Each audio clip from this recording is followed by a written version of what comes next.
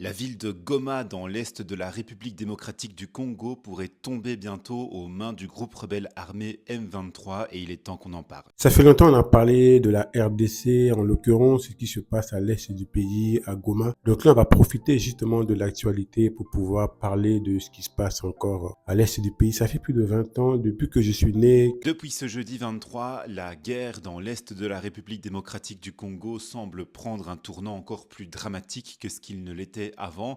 Le groupe rebelle armé M23 a lancé une vaste offensive, notamment sur la ville de Sake, qui se trouve à peine à une vingtaine de kilomètres de la capitale de la région, Goma. Le groupe rebelle M23 est donc un groupe militaire en rébellion ouverte contre la RDC depuis plusieurs années, soutenu par le Rwanda voisin qui s'est rendu maître de toutes les mines dans la région du Nord Kivu. Ces mines contiennent des matières extrêmement rares et précieuses qui servent entre autres à la fabrication des smartphones et des véhicules électriques. Et le groupe M23 redirige toutes ces matières vers le Rwanda voisin qui les soutient militairement. Il semble que l'objectif final du groupe M23 soit la prise de Kinshasa, la capitale du pays. Quand vous partez en RDC, notamment à Kinshasa, vous aurez l'impression que la vie continue, quoi. La vie est belle. Les gens, à part prier, à part chanter, danser, il n'y a rien qui se passe. Je me suis toujours posé la question, comment dans un pays en guerre, on peut tolérer ce genre de choses? Comment tu peux être en paix? Comment tu peux être tranquille, tandis que ton pays, les ressources sont pillées? On sait très très bien qui est à l'origine de tout ce qui se passe à l'est du pays, mais on ferme les yeux. Dans cette stratégie, c'est que les Américains ont envie de s'emparer du coltan qui sert à la fabrication de nos téléphones. La ville de Goma, en République démocratique du Congo, fait face à un exode massif de sa population locale et des centaines de milliers de réfugiés qui fuient de nouveau les combats face à l'arrivée imminente des rebelles armés du M23. En effet, la milice est aux abords de la seconde ville congolaise, alors que plusieurs vidéos montrent la présence des miliciens dans l'ouest de la métropole et qui s'approchent de l'aéroport. L'offensive des rebelles a mis en difficulté l'armée congolaise, mais également des casques bleus et de la force africaine de maintien de la paix qui ont effectué, selon plusieurs témoins, un retrait stratégique dans plusieurs zones à l'ouest de Goma. Kinshasa a décidé de rompre ses liens diplomatiques avec Kigali, alors que le Rwanda est soupçonné de vouloir prendre le contrôle de l'Est de la RDC via le M23 en raison des richesses minières sur une grande partie de ce territoire de la République démocratique du Congo. L'armée de la RDC se prépare même à déclarer la guerre au Rwanda dans les prochaines heures. Les gens vivent comme si de rien n'était. C'est triste à dire. Et quand tu vois que la plupart des gens, soit ils sont en train de prier, soit ils sont en train de manger, de danser, toujours dans des distractions. Forcément, le voleur, lui, s'est dit, tiens, ok, lui, il est distrait, c'est un peuple qui est distrait. Paul Kagame, de nouveau démasqué par l'ONU. Près de 4000 soldats rwandais, issus des forces de défense rwandaises, RDF, seraient déployés en République démocratique du Congo. Plus troublant, les forces spéciales de l'armée rwandaise superviseraient directement les opérations sur le terrain des terroristes du M23. Le rapport est accablant. Chaque unité du mouvement terroriste qui sème la désolation dans l'est du pays fonctionne sous les ordres de RDF. Sans leur appui stratégique et logistique, l'expansion du M23 aurait été impossible, précise l'enquête. Forcément, il va continuer à piller. Aujourd'hui, l'heure est grave en RDC, les amis. L'heure est très très grave. Et là, vous voyez que maintenant, apparemment, ces milices, entre guillemets, vont maintenant se diriger, ou en tout cas se dirigent vers Goma. Bref, les gars, c'est triste à dire, mais ça fait des années. Il faut se poser des vraies questions. Pourquoi cette guerre ne s'arrête pas? Et moi, je crois sincèrement que la solution viendra du peuple. Quand vous regardez dans l'histoire, la solution vient toujours du peuple. Quand le peuple se réveille réellement, et c'est là qu'il y a des changements. Et pour que le peuple se réveille, c'est aussi la responsabilité, je pense, des personnes qui sont influentes. Notamment en RDC, les gens croient beaucoup, les gens prient beaucoup. C'est aussi au rôle, je pense, des églises de prêcher, d'éclairer les gens. Parce que les églises, ils ont un rôle d'éclaireur, d'éclairer les gens sur certaines réalités, certaines vérités. Ça passe aussi par les influences. C'est à eux d'éclairer sur certains sujets. Mais bien évidemment, en tant que Noirs, on aime beaucoup la fête. Le Congolais aime trop la vie. Le Congolais aime manger. Le Congolais aime danser.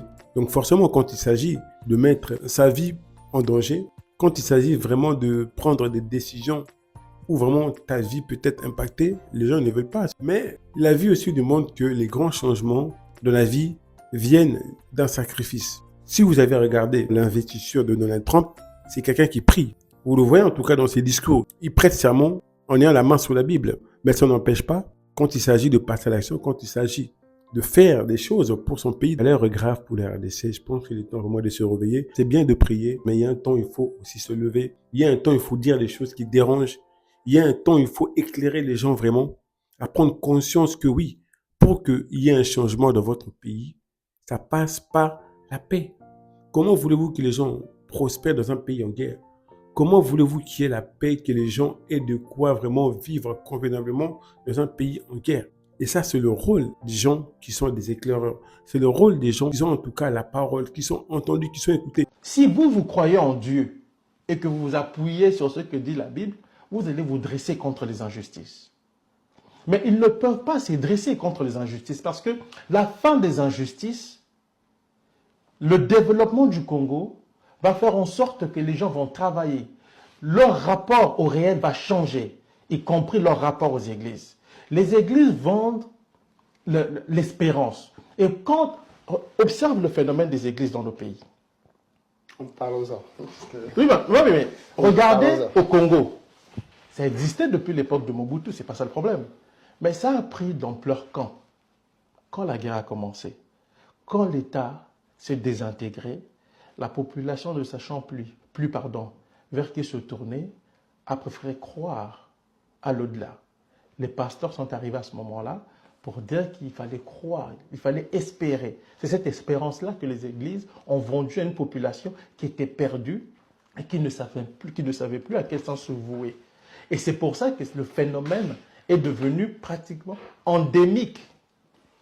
Et c'est la raison pour laquelle les églises ne peuvent pas travailler à la destruction d'un système qui leur a permis d'émerger.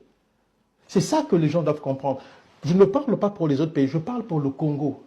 Vous ne pouvez pas, dans un pays qui a perdu plus de 6 millions de morts, plus de 6 millions de personnes, avec plus de des centaines de milliers de femmes violées, un pays totalement désarticulé, vous ne pouvez pas demander aux gens de l'argent. Vous ne pouvez pas vous enrichir sur le dos d'une population qui est déjà clochardisée. Et vous ne pouvez pas vous taire face aux injustices. On ne dit pas nécessairement d'insulter, mais on peut critiquer ce qui ne va pas. C'est ce que je reproche à ces gens-là. Mais ces pasteurs-là déjà critiquent la corruption dans le pays. Ils critiquent où? Ils ne vont pas en parler matin, midi, soir, c'est pas leur rôle. Non, c'est leur rôle d'éclaireur. Si vous endossez, endossez la robe, l'église là et puis les pasteurs là, qu'est-ce qu'ils ont en commun? Qu'est-ce qu'ils ont en commun? La Bible. Bon ou faux? Oui. Pourquoi les uns dénoncent les injustices et les autres se taisent? Et ce sont ces pasteurs-là qu'on retrouve aussi dans les combines politiques. Parce qu'au Congo, ils sont toujours dans les combines politiques, les pasteurs.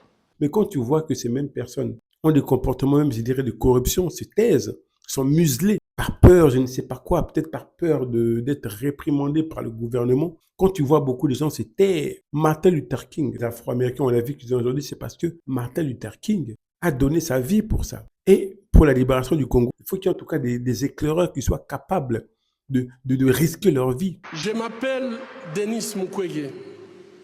Je viens d'un pays le plus riche de la planète.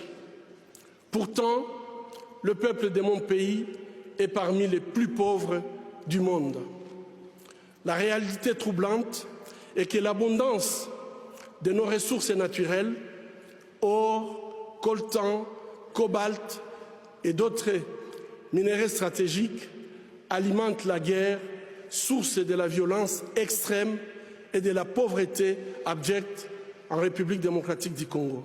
Encore une fois de plus, c'est bien de prier, c'est bien de chanter. Oui, il y a un temps, il faut éclairer les gens. Il y a un temps, il faut parler de vrais sujets, de sujets qui apportent vraiment le vrai changement. J'en parle souvent de ce sujet parce que c'est important d'en parler. On a une chance aujourd'hui d'être dans un pays où la liberté d'expression est quelque chose de très important. C'est un droit de chacun. Donc, tant que je peux promouvoir, parler de ces choses dans mes réseaux pour faire prendre conscience à beaucoup de gens que moi, je crois sincèrement que la solution viendra du peuple. Comme dans beaucoup de changements, dans beaucoup de révolutions, ça vient toujours du peuple. Quand le peuple se lève, c'est là qu'il y a de gros changements. Mais quand le peuple se tue, quand le peuple fait la fête, quand le peuple est distrait par tout ce que vous voyez là, c'est compliqué qu'il y ait de changements. Mais quand le peuple commence vraiment à se réveiller, là, il y a un grand danger. Là, on peut commencer à parler de changement. Tant que les gens qui ont ce rôle d'éclaireur ne font pas leur travail, qui est réellement d'éclairer les gens pour apporter un vrai changement, comme Martin Luther King disait, une organisation qui n'est pas capable d'apporter des solutions dans la ville là où il est ou dans le pays dans lequel il est, ça n'a pas raison d'hésiter. Ça fait 30 ans que la guerre existe. C'est au rôle des éclaireurs, c'est à eux d'apporter des solutions, c'est à eux de réveiller le peuple, c'est à eux d'éduquer le peuple. Bref les gars, dites-moi qu'est-ce que vous pensez de ces vidéos en commentaire. Et moi les gars, je vous dis à la prochaine vidéo. Ciao, ciao.